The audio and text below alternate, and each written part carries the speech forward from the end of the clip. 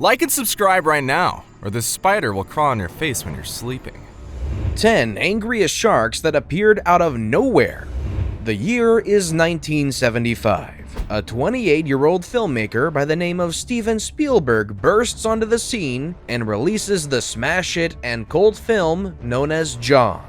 The movie, which cost roughly about $7 million to make, rakes in slightly under $500 million at the box office. Spielberg becomes a household name, but something else gains notoriety in the process. Sharks! Since Jaws came out, the world has had a crazy obsession with sharks. More often than not, depicting them as ruthless predators that have a lip-licking frenzy for human flesh. So today, we're adding fuel to this fire. Let's take a look at 10 of the angriest sharks that have attacked their victims out of nowhere. Stick around to the end to find out which painter based his most famous painting on a chilling shark attack.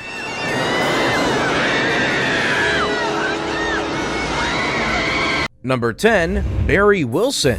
Meet Barry Wilson, one of the most extraordinary people on the planet. Why, you might ask? He was actually the first recorded shark victim in California history. Also, there were many people who were eyewitnesses of the shark attack. The date was December 7th, 1952, the same year that a 17-year-old tuba player lost his life in the Pacific Ocean near Lovers Point in Pacific Grove. Wilson was having a casual swim with a friend and was roughly about 50 feet from the shore. He was swimming in moderately shallow waters when suddenly he felt an unnatural and sudden jerk from side to side. Wilson shrieked, getting the attention of nearby swimmers, including his buddy, Bruckner Brady.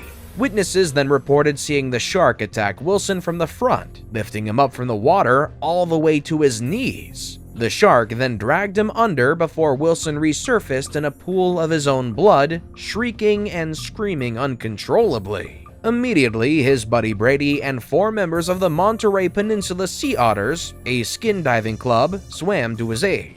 They grabbed a hold of Wilson and placed him onto an inner tube before swimming up to 30 minutes to get to the shore. But sadly, it was too late. By the time they made it to the shore, Wilson had already died from severe tearing in his left leg, back, buttocks, and right thigh. Before we move on, I've got a little challenge for you that'll take 5 seconds to complete.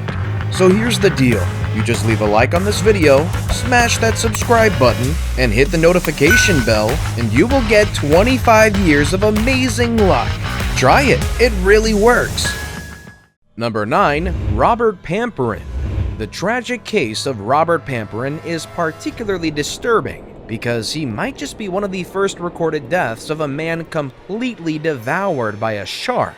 In 1959, Pamperin and his diving partner, Gerald Lehrer, had gone searching for abalone off the coast of San Diego.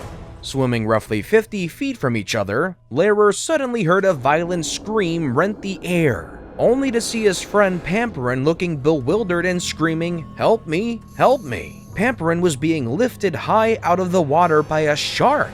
Immediately, Lehrer began making his way towards him, only to see him descend frighteningly into the water.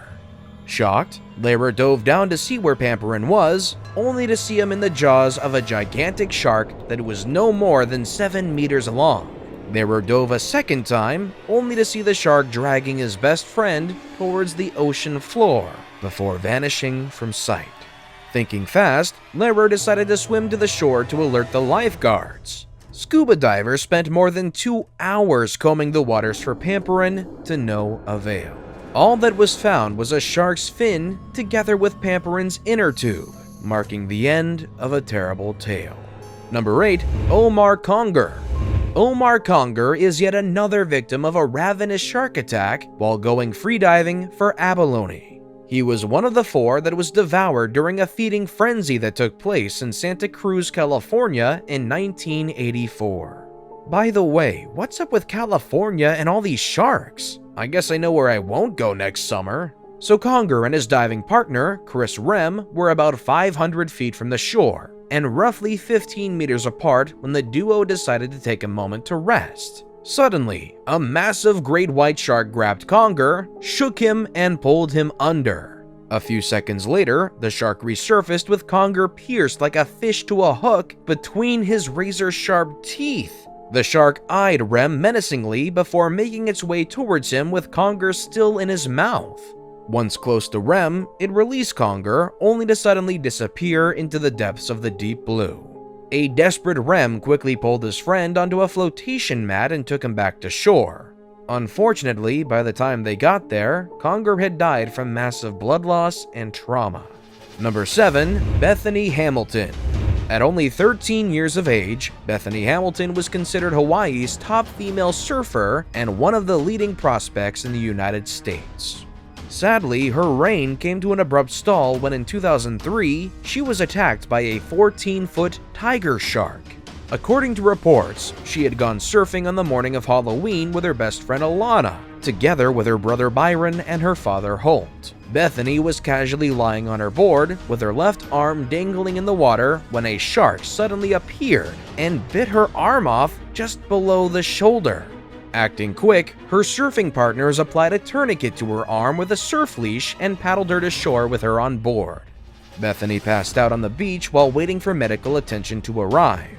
Despite losing more than 60% of her blood, Bethany survived the surgery and was back on her feet in no time. In no time, she was catching the waves once more. She returned to competitive surfing and even won her first national title in 2005 at the National Scholastic Surfing Association National Championship. Number 6. Randall Fry and Cliff Zimmerman. On a fateful day in 2004, Cliff Zimmerman and Randall Fry were freediving for abalone in Westport, California, when tragedy hit. The two were in about 15 feet of water, only a few paces away from each other when Fry decided to dive into the water, only to not resurface.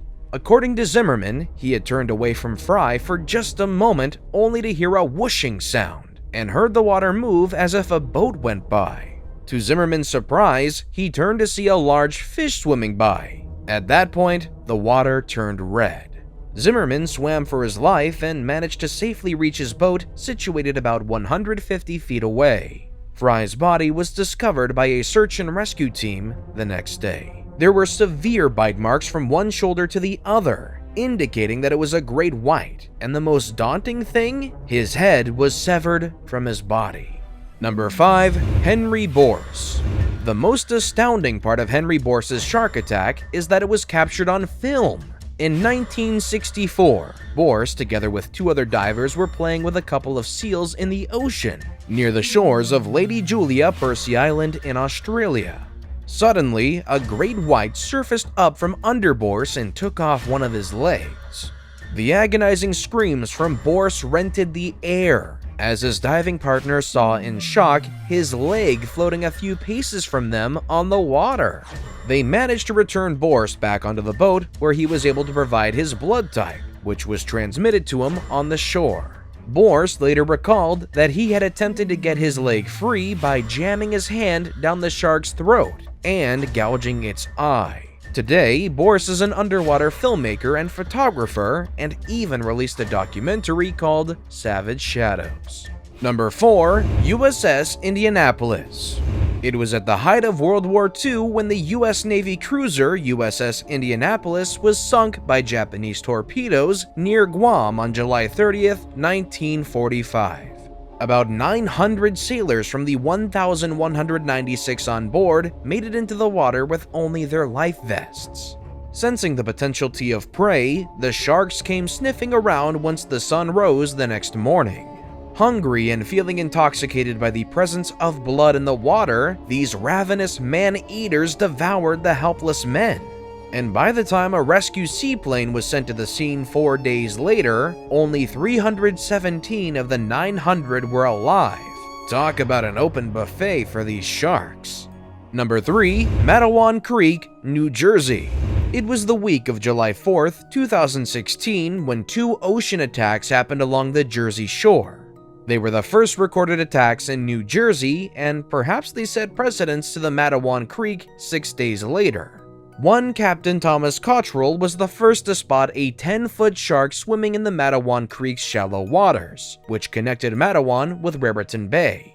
At first, locals thought the shark was simply confused amid all the panic that had happened with the recent shore attacks. But boy, were they wrong. The first victim was 12-year-old Lester Stillwell. The shark took him from below and dragged him under while he was swimming with his friends.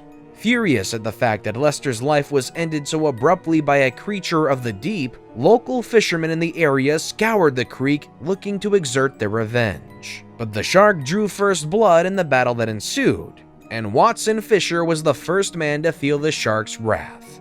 He fought the shark valiantly, being pulled under 4 times while still resurfacing. He eventually broke free, but all the flesh from his right leg was missing from his groin all the way up to his knee.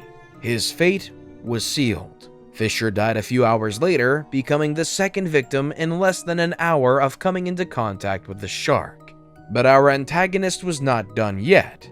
Teenager Joseph Dunn was swimming half a mile downstream. His leg was severely bitten, and 3 of his friends had to pull at him from the bank as the shark struggled to pull him down under. Eventually, the shark released, and he was immediately rushed to the hospital, where doctors were able to save his leg.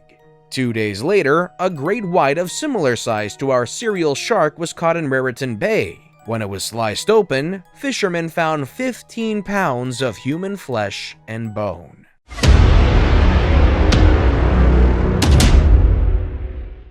And now we've come to the best pick of the day. Going swimming in the ocean can be extremely dangerous, especially in shark-infested waters. Unfortunately, most sharks will attack people as they confuse them for their favorite prey, seals.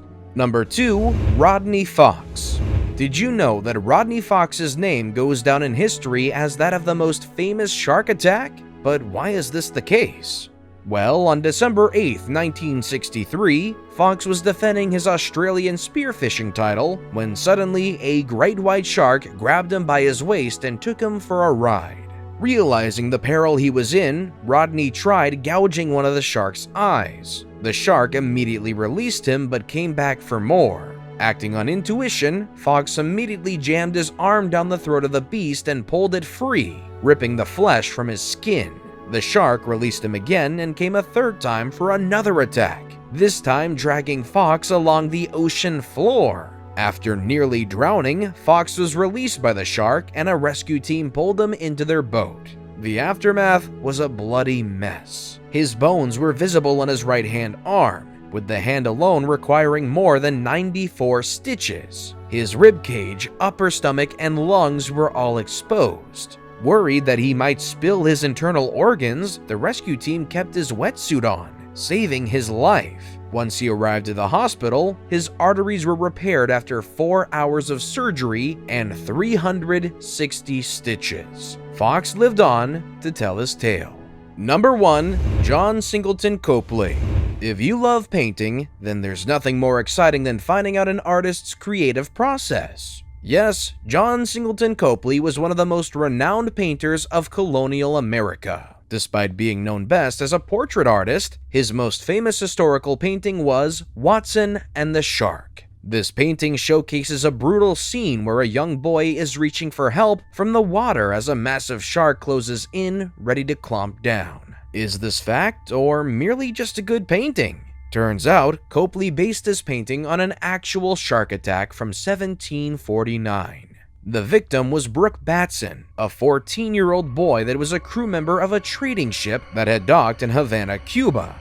Watson was swimming in the harbor one day when he was attacked by a shark not once, but twice. Fortunately, his shipmates pulled him from the water, saving him from within an inch of his life, but not without a price to pay. Watson lost a foot in the attack and had to have his leg below the knee amputated. But that didn't stop him from leading a brilliant life and going on to become the Lord Mayor of London. With that being said, do you know of any serious shark attacks in your area? Let us know in the comment section down below. Want more videos that will probably still exist until the very end of time? Click on any of the videos you see on the screen.